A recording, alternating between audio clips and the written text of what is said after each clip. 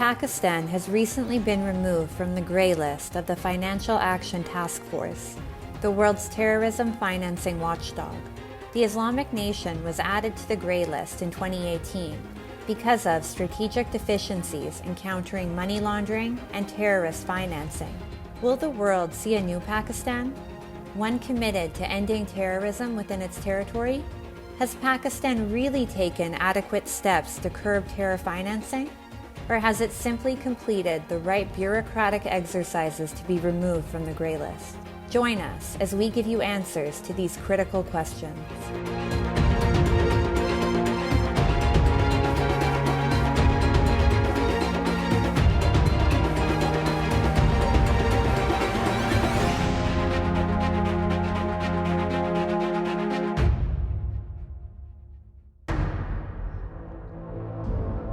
Indian security forces carrying out anti-terrorism operations in Jammu and Kashmir are a regular phenomenon. Indian security forces have been constantly engaged in a fight against terrorists from Pakistan on a mission to wreak havoc and create terror in Jammu and Kashmir. These terrorists are trained, financed, armed, and radicalized in Pakistan, who recently tasted success after the FATF removed it from its grey list. The FATF, by earlier putting Pakistan on its grey list, had limited resources available to the country to increase its financing, which often found its way into the hands of terrorists in the country. After its two-day plenary in Paris, the FATF declared that Pakistan had fully completed the 34-point action plan it had earlier established. However, experts say that this is simply a statistical bureaucratic exercise which Pakistan has successfully finalized. This is one of those statistical bureaucratic exercises where if you tick a certain checklist, it doesn't matter what you've done. It just shows that you've somehow controlled terrorism and therefore, terror funding, and therefore you're out of the list, whereas we know that Pakistan would have found alternate routes of funding that same terror.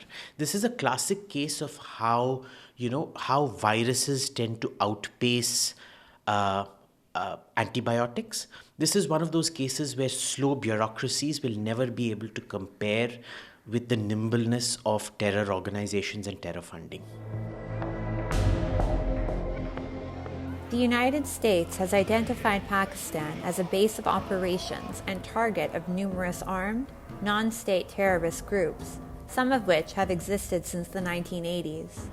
According to the Congressional Research Service, notable terrorists and other groups operating in Pakistan are of 5 broad but non-exclusive types. They include globally oriented, Afghanistan-oriented, India-oriented, domestically oriented, and sectarian, i.e. anti-Shias. The U.S. State Department's Country Reports on Terrorism 2020, which were released in December 2021, note that Pakistan did not take steps under its domestic authorities to prosecute terrorist leaders residing in Pakistan. The reports further noted that Pakistan made limited progress on the most difficult aspects of its 2015 National Action Plan to counter terrorism. Pakistani deep state has managed to build a worldwide infrastructure of, I would say, organized crime. And they are beneficiaries of this kind of thing. I don't think internal institutions of Pakistan are in a position to restrain them. They have managed to brainwash their whole generations, and they believe that Pakistani dabbling with terrorism and organized crime is something which enhances the glory of Islam. A very strong pocket of Islamic radicalism they have managed to create where no questions are asked. While Pakistan remained on the FATF's grey list, several top terrorists, including Hafiz Saeed, Sajid Mir, Zaki-ur-Rahman Lakvi, Masood Azhar, and Abdul Rahman Maki, were still able to successfully hide. There is a general consensus among security experts that many of these UN-designated terrorists run sham charity organizations which act as a facade to collect funds, which ultimately are used to promote terrorism and Islamic radicalization. These terrorists enjoy the patronage of Pakistan's security agencies, who use these outfits as their proxies. The United States and India, both victims of terrorism, are trying hard to eliminate terrorism by sanctioning its perpetrators. Both the US and India are making efforts to blacklist these terrorists under the 1267 Al-Qaeda Sanctions Committee of the UN Security Council. Many members of the Security Council, including the United States, have adopted our own sanctions against the terrorists behind these attacks.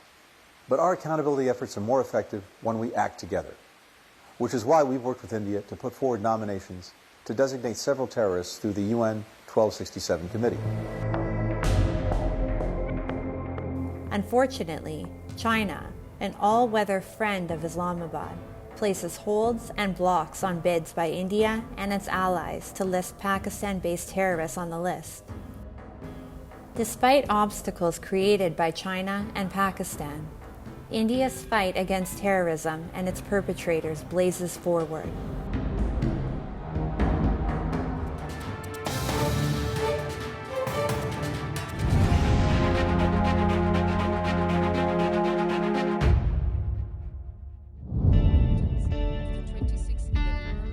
Paying tribute to victims of the 26/11 attacks in Mumbai, world leaders converged to India's financial capital recently to pay their respects.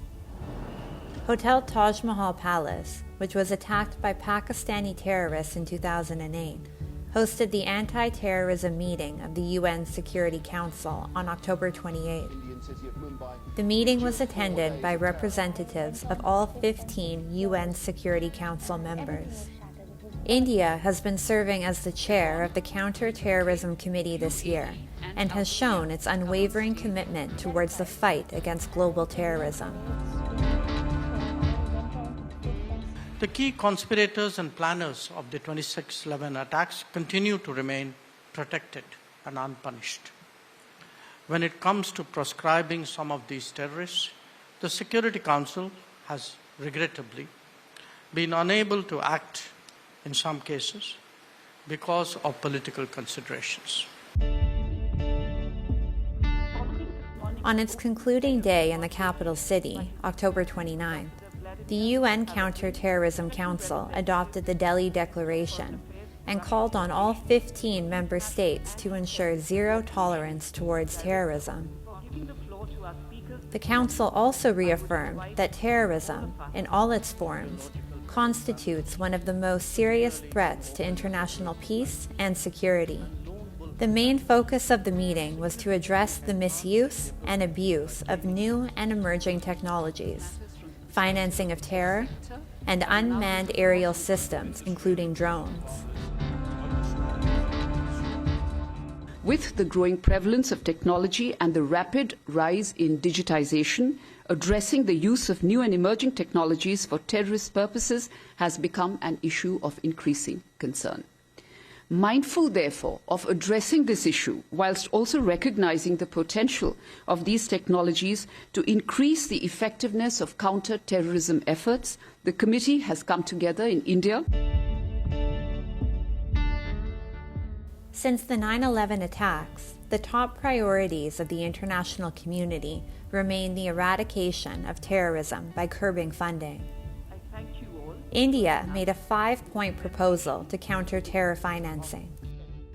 Effective and sustained efforts at countering terror financing, ensuring the transparent functioning of the Security Council sanctions, international cooperation and concerted actions against terrorism, multilateral efforts to break the recognized terrorism nexus, and innovative solutions to counter terrorist organizations' diversified funding portfolios.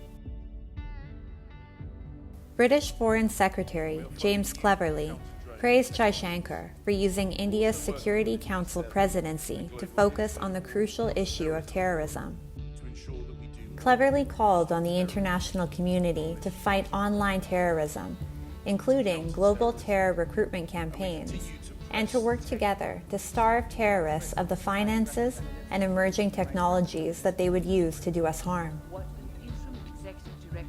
Terrorism is a growing threat to global peace and security, and the world has realized that it can only be eradicated with joint and coordinated efforts. India will continue to lead the world to combat this threat.